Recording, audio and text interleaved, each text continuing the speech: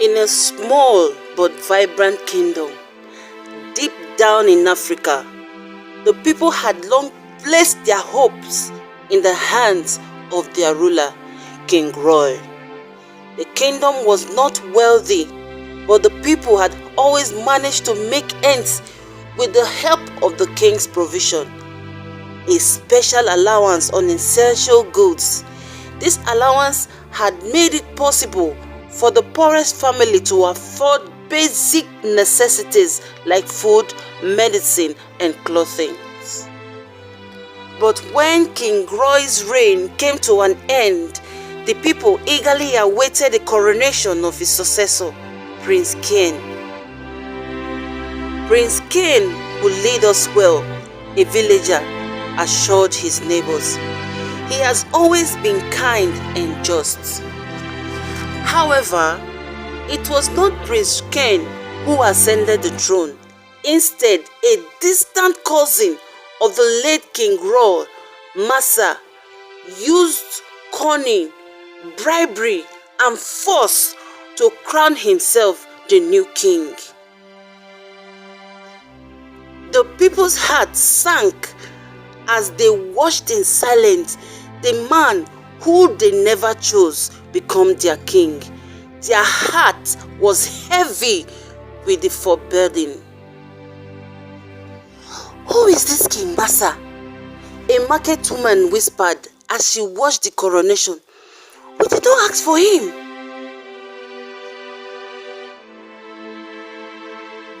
King Massa's first decree on his first day of coronation was as swift as it was cruel. He abolished the provision that had kept the people afloat. Overnight, the cost of basic goods soared beyond the reach of the common folks. Mothers could no longer afford to buy food for their children, and the elderly, who relied on the meager allowance for medicine, found themselves abandoned to fate. We must endure these little steps of hardship for the prosperity of our kingdom. King Massa proclaimed from his golden throne, "I promise you greater wealth and abundance lies ahead." But the people's life only grew harder with each passing day. As cost of living dangerously rose, the marketplace, once filled with chatter and smell of fresh produce, became desolate as traders could not afford to sell their goods. Families went hungry. Children became frail from lack of nourishment. The cries of infants echoes through the kingdom, a haunting reminder of the broken promise that have left them in despair.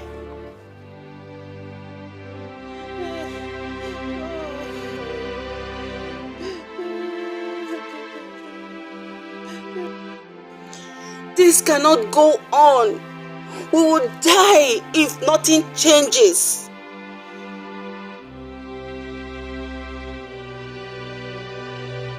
A mother sobbed as she clutched her starving child.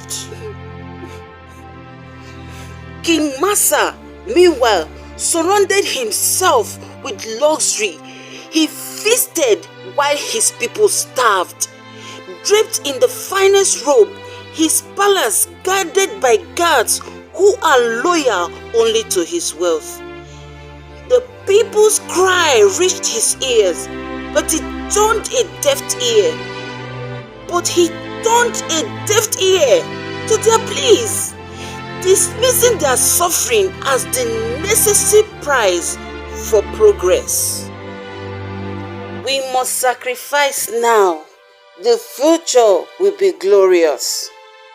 As he sipped from his wine, these were his words.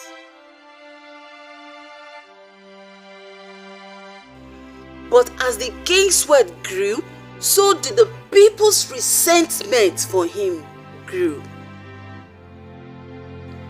In the shadow of their poverty, a movement began to stir. The people, once afraid to speak out, began to whisper in their hearts and around dying fires. They knew they could not continue to live under the rule of a king who cared only for his own comfort while they perish. We cannot let this go on, they murmured to one another. We must reclaim what is ours. The whispers grew louder, transforming into secret gatherings in the dead of the night. Do you see how he lives?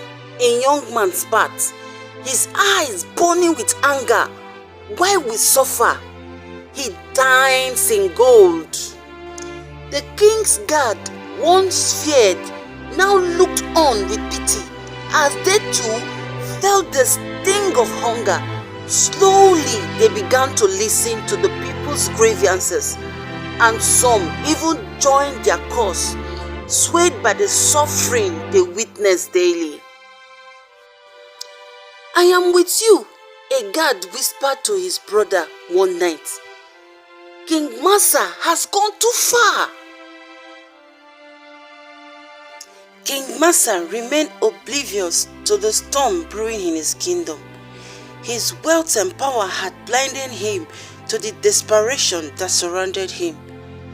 He continued to make grand promises of future prosperity, unaware that his people were no longer listening, they were preparing to act. One night, as the moon hung low and full, the people made their move. They gathered in their thousands. Their numbers swelled by the king's own guard who had turned against him. With their torches in hand and voices raised in anger, they marched to the palace.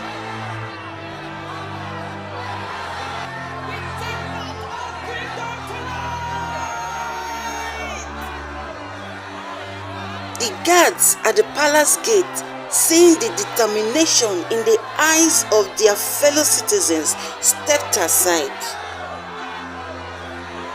King Massa, awakened by the commotion, rushed to the balcony, only to meet with the sight of his people surging towards him like a tide. He knew then that his time was up. "No! This cannot be!" King Massa gasps, backing away from the sight. "I am your king!" But the people will hear no more of his lies.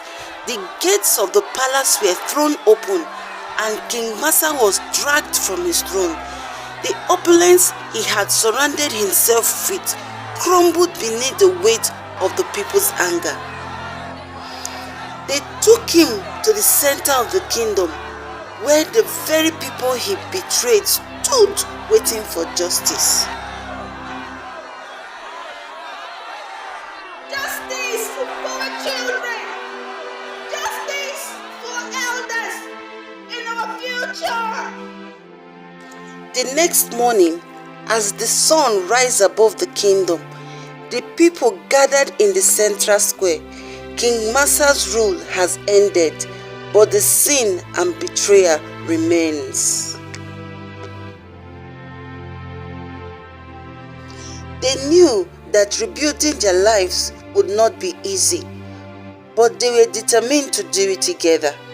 The provision that once sustained them was gone, but in its place they found strength and unity, and a resolve to never again let their voices be silent, for they have learnt the hard way. They will choose a new leader, one who understands their pain and shares their hope.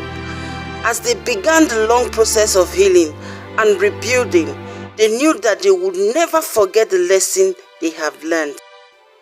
The power of the people was greater than any king, and their future was theirs to shape.